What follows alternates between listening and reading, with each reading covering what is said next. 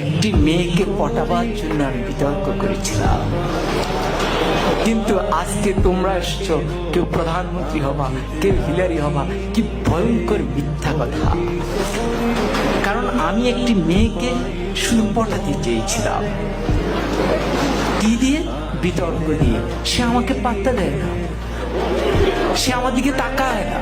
আমি তখন অষ্টম শ্রেণীতে পড়ি, শুধু তার দিকে একবার তাকাবো, কি সেই কৌশল, কিন্তু সে তাকায় না। পরে ভাবলাম বিতর্ককে আশ্রয় করি, সেখানে যদি দাঁড়ায় তাহলে মেয়েটি মনে হয় আমার দিকে তাকিয়েই থাকবে।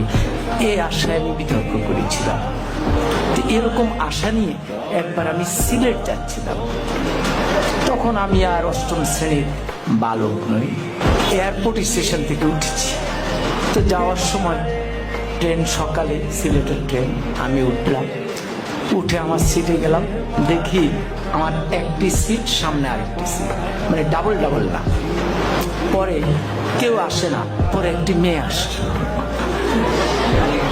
এবং মেয়েটি সামনে বসার পর আমি একটু সতেজ হয়ে গেলাম।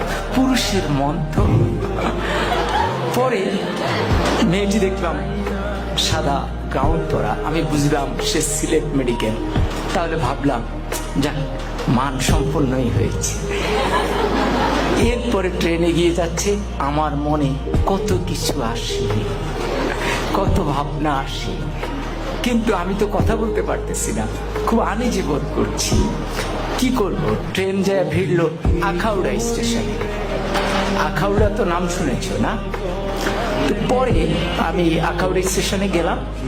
যাওয়ার পর হঠাৎ আমি তো মেয়েটার দিকে তাকানোর চেষ্টাই করি, কিন্তু মেয়েটা করে কিনা আমি ঠিক বুঝি না। তো হঠাৎ করে একজন আসলেন, এসে বললেন, ভাই লাগবে? আমি বললাম না, আমার তো খেয়াল ওই মেয়েটির দিকে। এরপরে উনি একটু দূরে গিয়ে দাঁড়ালেন। এবার আরেকজন আসলেন, উনি এসে বললেন লাগবে? আমি বললাম না। এবার উনিও গিয়ে দাঁড়ালেন, কেউ যাচ্ছেন না। তৃতীয় একজন একটু মোটা, সে আরেকটু ধমকের সুরে, লাগবে? আমি বললাম না। এরপরে চতুর্থ জন আসলেন, উনি এসে বললেন, ভাই লাগবে তো? আমি বললাম না না। এখন এই যতবার লাগবে বলে মেয়েটি ততবার পলকে পলকে আমার দিকে তাকায়। এখন আমি ঠিক বুঝতেছি না কি লাগবে, কি বলে। পরে আমি একটু উত্তেজিত হয়ে চারজনকে ডাকলাম, কি সমস্যা, কি লাগবে? আপনারা চারজনই আমাকে ঘিরে দাঁড়িয়েছেন আমার জানালার সামনে। তখন বললো, বলবো তো বলেন। বললো, ভাই আমরা হিরোইন বিক্রি করি, আপনাকে দেখে মনে হয় দারুণভাবে আপনি হিরোইন। ফলে যে মেয়েটির কাছে আমি এয়ারপোর্টের সামনে নায়ক হয়ে উঠলাম, আখাউড়ায় হয়ে গেলাম হিরোইনসি, বাকি সময় আমি আর তার দিকে ভুলেও তাকাইনি। কিন্তু মেয়েটি ওই হিরোইনসি বলার পর যে মুচকি হাসি দিয়েছে, সে হাসিটি আজও আমি ভুলিনি।